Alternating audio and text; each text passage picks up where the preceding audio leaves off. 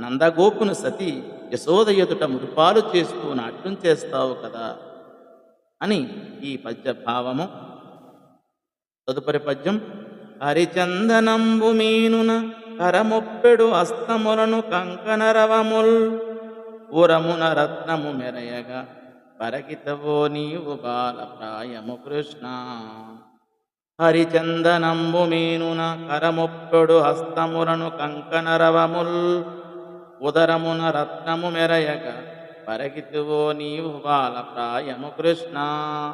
ఓ కృష్ణ, నీవు బాలరూపుడువై మంచి గంధం పూసుకున్న శరీరంతోనూ చేతులకు ధరించిన అందమైన మురుగుల గలగలలతోనూ వక్షస్థలంలో దివ్యరత్నం అనగా కౌస్తుభంతోనూ ప్రకాశిస్తూ ఉండేవాడు కదా అని ఈ పద్యభావం.